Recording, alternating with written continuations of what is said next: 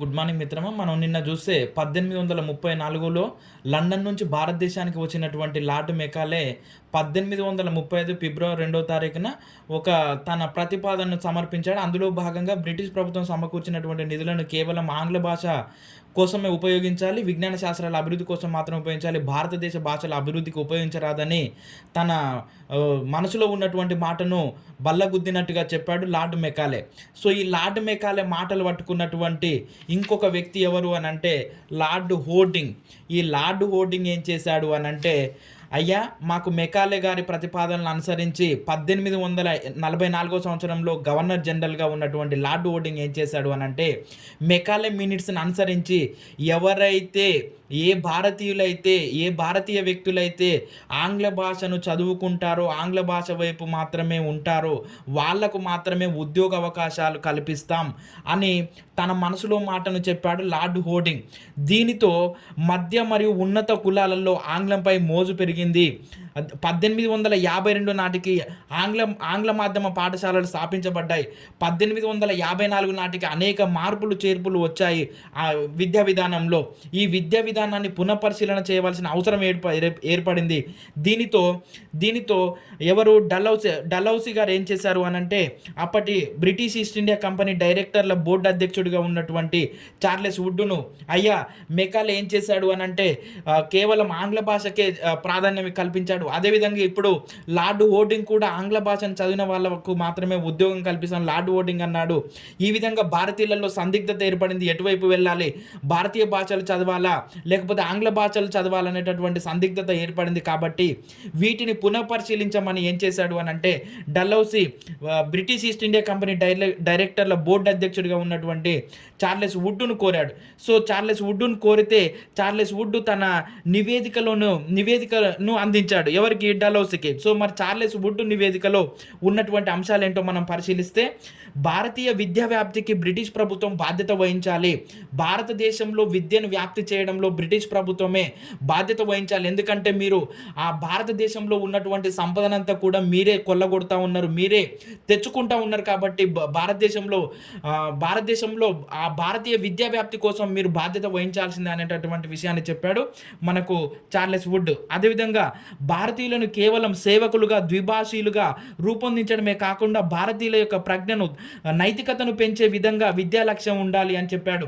అంటే మనకు అక్కడ లార్డ్ మెకాలే చెప్పాడు, భారతీయులు రంగులో రక్తంలో భారతీయులుగా ఉంటారు తప్ప ఆలోచనలో మేధస్సులో మాత్రం ఆంగ్లేయులుగా ఉండాలని చెప్పాడు. ఆ విధానం తప్పు. అంటే ఇంకోటి కూడా చెప్పాడు, భారతీయులకు మరియు స్థానికులకు మధ్యవర్తిత్వం చేయగలిగినటువంటి ద్విభాషలుగా, అంటే ఆంగ్లం తెలిసిన వాళ్ళుగా ఉంటే సరిపోతుంది తప్ప వాళ్ళను పెద్దగా తీర్చిదిద్దాల్సిన అవసరం లేదని లార్డ్ మెకాలే చెప్పాడు. ఆ విధానం తప్పు, అది తప్పు. అలా కాదు, భారతీయులను కేవలం సేవకులుగా మాత్రమే చూడకుండా వాళ్ళలో తెలివిని, నైతికతను పెంపొందించే విధంగా మన విద్యా లక్ష్యాలు ఉండాలనేటటువంటి విషయాన్ని చార్లెస్ వుడ్ తన నివేదికలో పేర్కొన్నాడు. అదేవిధంగా మూడో అంశం వస్తే, ఆంగ్ల భాషను కేవలం అభిరుచి, జిజ్ఞాస, భాషా జ్ఞానం కలవారికి మాత్రమే బోధించాలి. అంటే ఎవరికైతే ఆంగ్ల భాష చదువుకోవాలని ఇష్టం ఉంటుందో వాళ్ళకు మాత్రమే బోధించండి. మిగతా విద్యార్థులకు తమ మాతృభాషలో చదువుకోవడానికి అవకాశం కల్పించండి. అంతే తప్ప అందరి మీద రుద్దాల్సిన అవసరం లేదు ఆంగ్ల భాషను అనేటటువంటి విషయాన్ని చెప్పాడు. మరి నాలుగో అంశంగా చూస్తే, ప్రతి రాష్ట్రంలో విద్యా వ్యవహారాలను క్రమబద్ధంగా నిర్వహించడానికి తగిన సమర్థవంతమైన సిబ్బందితో విద్యాశాఖలను ఏర్పాటు చేసి ప్రజా విద్యా నిర్దేశక అధికారిని నియమించాలనేటటువంటి విషయాలను చెప్పాడు. విద్యాశాఖను ఏర్పాటు చేస్తే మనము నిర్వహణ పరంగా సులభమవుతుంది. ఎక్కడ ఏం జరుగుతుందో, విద్యా విధానంలో ఎలాంటి మార్పులు చేయాలో ఎప్పటికప్పుడు అనేది తెలుసుకోవచ్చు అనేటటువంటి విషయంతో విద్యాశాఖలను ఏర్పాటు చేసి ప్రజా విద్యా నిర్దేశక అధికారులను నియమించాలనేటటువంటి విషయాన్ని చెప్పాడు. మరి ఐదో అంశంగా చూస్తే, కేంద్ర రాష్ట్ర ప్రభుత్వాలు విశ్వవిద్యాలయాలను స్థాపించాలి. కేంద్ర రాష్ట్ర ప్రభుత్వాలు రెండు కూడా విశ్వవిద్యాలయాలను స్థాపించాలి. అదేవిధంగా కలకత్తా, ముంబై, చెన్నై నగరాలను విశ్వవిద్యాలయ కేంద్రాలుగా ఎంపిక చేసి వాటికి అనుబంధ, అంటే వీటిని ప్రధానంగా గుర్తిస్తూ కలకత్తా, ముంబై, చెన్నై విశ్వవిద్యాలయాలను ప్రధానంగా గుర్తిస్తూ వాటికి అనుబంధ కళాశాలల యొక్క పర్యవేక్షణ, అభివృద్ధి, విద్యా ప్రమాణాలు, కళాశాల విద్యార్థులకు పరీక్షల నిర్వహణ, కళాశాల విద్యార్థులకు పట్టాలు ఇవ్వడం వంటి బాధ్యతలను అప్పగిస్తే ఈ విశ్వవిద్యాలయాలు ఉన్నతంగా పనిచేస్తాయి అనేటటువంటి విషయాన్ని పేర్కొన్నాడు. మరి 6వ అంశంగా చూస్తే విద్యాలయాల్లో మత బోధనపై తటస్థ విధానాన్ని పాటించాలి అన్నాడు. అంటే విద్యాలయాలు అనేవి బోధన కేంద్రాలుగానే ఉండాలి తప్ప అందులో మతాలను బోధించాల్సిన అవసరం లేదు, మతాలను బోధించొద్దు అని కూడా బల్లగుద్ది చెప్పాడు మన చార్లెస్ వుడ్. అదేవిధంగా బాలబాలికలకు మరియు స్త్రీలకు విద్యను అందించేటటువంటి సంస్థలకు, వ్యక్తులకు ప్రోత్సాహం కల్పించాలి. ఎవరైతే బాలికల విద్య కోసం, స్త్రీల విద్య కోసం పాటుపడతా ఉన్నారో, అది ప్రైవేట్ విద్యా సంస్థ కావచ్చు, ప్రైవేటు వ్యక్తులు కావచ్చు, వాళ్ళకు తగిన ప్రోత్సాహకం అందించాలి. అదేవిధంగా ఉపాధ్యాయ శిక్షణ సంస్థల స్థాపనకు కృషి చేయాలి. ఇప్పుడు మనము డిఎడ్ కాలేజెస్ లాగా అనమాట, ఉపాధ్యాయ శిక్షణ సంస్థల స్థాపనకు కృషి చేయాలి. ప్రైవేట్ సంస్థలకు విద్యాలయాలు స్థాపించడానికి తగిన ప్రోత్సాహం, గ్రాంట్లు ఇవ్వాలి. ఎవరైతే ప్రైవేట్గా మేము విద్యా సంస్థలను స్థాపించుకుంటామో ప్రజలకు విద్యను అందించడానికి తోడ్పాటును అందించేటటువంటి అది వ్యక్తి అయినా సరే, సంస్థ అయినా సరే, వాళ్లకు గ్రాంట్స్ అందించాలనేటటువంటి విషయాన్ని చెప్పాడు. మరి 10వ అంశంగా చూస్తే విద్యను ప్రాథమిక, మాధ్యమిక, ఉన్నత కళాశాల, విశ్వవిద్యాలయ స్థాయిలుగా విభజించి బోధించి నిర్వహిస్తే సులభంగా ఉంటుంది, విద్యా లక్ష్యాలు తొందరగా నెరవేరుతాయి అనేటటువంటి విషయాన్ని పేర్కొన్నాడు. మరి ఈ చార్లెస్ వుడ్స్ నివేదిక యొక్క ఫలితాలు చూస్తే మరి ఈ విధంగా ఆయన నివేదికలో తన అంశాలను పేర్కొన్నాడు. దాదాపుగా ఒక 10 అంశాలను పేర్కొన్నాడు. భారతీయ విద్యా వ్యాప్తికి బ్రిటిష్ ప్రభుత్వం బాధ్యత వహించాలి. భారతీయులను కేవలం సేవకులు, ద్విభాషలుగా మాత్రమే రూపొందించకుండా వాళ్ళలో నైతికతను, ప్రజ్ఞను పెంపొందించాలనేటటువంటి విషయాన్ని పేర్కొన్నాడు. ఈ విధంగా మరి ఆయన నివేదికనిచ్చాడు. ఆ నివేదిక యొక్క ఫలితాలు ఏమొచ్చినాయో మనం చూద్దాం మిత్రమా. చూస్తే నివేదిక యొక్క ఫలితాలు చూస్తే చార్లెస్ వుడ్ను ఆధునిక భారతీయ విద్యా విధానానికి పితామహుడిగా పేర్కొంటాం. ఆధునిక భారతీయ విద్యా విధానానికి పితామహుడిగా పేర్కొంటాం చార్లెస్ వుడ్ను. అదేవిధంగా అనేక రాష్ట్రాలు విద్యా శ్రేణులను ఏర్పాటు చేశాయి. అంటే వుడ్ తన నివేదికలో ఇచ్చినటువంటి అంశాల ఆధారంగా అనేక రాష్ట్రాలు విద్యా శ్రేణులను ఏర్పాటు చేశాయి. ఈ విద్యా శ్రేణులు అంటే మనకు స్వాతంత్రం వచ్చిన తర్వాత 1964 విద్యా కమిషన్ ఏర్పాటు చేసేంత వరకు కూడా కొనసాగాయి. ఎప్పుడు భారతీయుల బ్రిటిష్ ప్రభుత్వంలో చార్లెస్ వుడ్ రూపొందించినటువంటి నివేదిక ఆధారంగా ఏర్పాటైనటువంటి విద్యా శ్రేణులు 1964 వరకు కూడా పనిచేశాయి. అదేవిధంగా ప్రైవేట్ వ్యక్తులు విశ్వవిద్యాలయాలు స్థాపించడానికి గ్రాంట్స్ ఎలా ఇవ్వాలి అనేటటువంటి నియమావళి కూడా రూపొందించబడింది.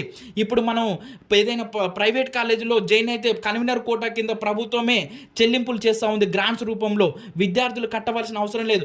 అలాంటి నియమావళి రావడానికి కారణము వుడ్ నివేదిక అయింది. అదేవిధంగా మద్రాస్, కలకత్తా, బొంబాయి విశ్వవిద్యాలయాలు పాశ్చాత్య విద్యా విధానంలో 1857లో నెలకొల్పబడిన తొలి భారతీయ పాశ్చాత్య విధానపు విశ్వవిద్యాలయాలు. అంటే మద్రాస్, కలకత్తా, బొంబాయి విశ్వవిద్యాలయాలు అనేవి ఆంగ్ల విద్యా విధానంలో రూపొందించబడినటువంటి తొలి విశ్వవిద్యాలయాలుగా రూపొందించబడ్డాయి. ఇవి ఆనాటి లండన్ విశ్వవిద్యాలయాల నమూనాలో పనిచేసేవి. అదేవిధంగా ఇవి పనిచేయడమే కాకుండా పరీక్షలు నిర్వహించి పట్టాలు ఇచ్చేటటువంటి బాధ్యత కూడా ఈ 3 విశ్వవిద్యాలయాలకు ఉండేది. ఉన్నత విద్య పూర్తి చేసినటువంటి విద్యార్థులకు విశ్వవిద్యాలయాల యొక్క ప్రవేశార్హత పరీక్ష నిర్వహించేటటువంటి బాధ్యతను ఈ విశ్వవిద్యాలయాలు చేపట్టాయి. ఇప్పుడు మనము డిగ్రీ అయిపోయిన తర్వాత ఎంఎస్సీ కానీ ఎంఏ కానీ చేయాలి అని అంటే మనము పీజీ సెట్ రాయాలి. సో ఆ పరీక్షను అప్పట్లో ఏమన్నారు అని అంటే మెట్రికులేషన్ పరీక్ష అనేవారు అన్నమాట. ఈ బాధ్యతను ఈ విశ్వవిద్యాలయాలు నిర్వహించేవి. మరి 1878 వరకు కూడా ఇంగ్లాండ్లో స్త్రీ విద్య నిషేధించబడింది. 1878వ సంవత్సరం వరకు కూడా ఇంగ్లాండ్లో స్త్రీలకు విద్య లేదు. కానీ అదే భారతదేశంలో, ఇంగ్లాండ్ కంటే ముందుగానే భారతదేశంలో 1877వ సంవత్సరంలో చంద్రముఖి బస్ అనేటటువంటి తొలి భారతీయ మహిళ పట్టభద్రురాలైంది. ఎక్కడి నుంచి అంటే 1877వ సంవత్సరంలో కలకత్తా విశ్వవిద్యాలయంలో చదువుకున్నటువంటి చంద్రముఖి బస్ ఆమె తొలి పట్టభద్రురాలైనటువంటి తొలి భారతీయ మహిళగా నిలిచింది. అంటే ఇంగ్లాండ్ కంటే ముందుగానే మన భారతదేశంలో మహిళలు చదువుకున్నారనేటటువంటి విషయాన్ని మనం ఇక్కడ గమనించాలి మిత్రమా. రైట్. సో చూసే ప్రజలు చైతన్యం, జ్ఞానంతో అభివృద్ధి చెందారు. దీంతో విద్యాలయాల సంఖ్య పెరిగింది.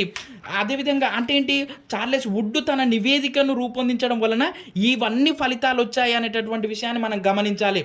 ప్రజలు చైతన్యం, జ్ఞానంతో అభివృద్ధి చెందారు. దీంతో విద్యార్థుల సంఖ్య, విద్యాలయాల సంఖ్య కూడా పెరిగింది. మరి చూసే 1857 తర్వాత పాలన అనేది మనకు సిపాయిల తిరుగుబాటు జరిగిన తర్వాత ఎక్కడ బ్రిటిష్ ఈస్ట్ ఇండియా కంపెనీ నుండి అధికారం అనేది బ్రిటిష్ ప్రభుత్వం చేతిలోకి వెళ్ళింది. అప్పుడు విక్టోరియా మహారాణి చెప్తుంది, అయ్యా భారతీయులారా, ఇక నుండి మిమ్మల్ని బ్రిటిష్ ఈస్ట్ ఇండియా కంపెనీ పరిపాలించదు, బ్రిటిష్ ప్రభుత్వం పరిపాలిస్తుంది, మీకు పాలనలో కూడా మీకు అవకాశాలు కల్పిస్తామని చెప్తూ అప్పుడు 1857 తర్వాత ఏం జరిగింది అనంటే బ్రిటిష్ ఈస్ట్ ఇండియా కంపెనీ నుండి పాలన అనేది భారతదేశం యొక్క పాలన అనేది బ్రిటిష్ ప్రభుత్వం చేతిలోకి వెళ్ళింది. దీనితో విద్యారంగంలో అనేక మార్పులు చోటు చేసుకున్నాయి. విద్యాశాఖ నిర్వహణ బాధ్యతలను పూర్తిగా రాష్ట్ర ప్రభుత్వాలకు అప్పగించారు. దీని తర్వాత మనకు 82 అదేవిధంగా 87 టెక్స్ట్ బుక్స్ అబ్జర్వేషన్ కమిటీ చదివితే మిత్రమా మనకంటే 1800 సంవత్సరంలో మనకు 1813, 1833, 50, 54, 82, 87 ఇవి 7 చదివితే మనకు 1800 సంవత్సరంలో ఉన్నటువంటి అంశాలన్నీ కూడా కంప్లీట్ అయిపోయినట్టే. కాబట్టి ఇలా రిలేటెడ్గా అంశాలు ఉన్నటువంటి అన్నిటిని కూడా చదవడానికి ప్రయత్నం చేయండి మిత్రమా. మన వీడియోను తప్పకుండా లైక్ చేయండి, సబ్స్క్రైబ్ చేయండి, షేర్ చేయండి మిత్రమా.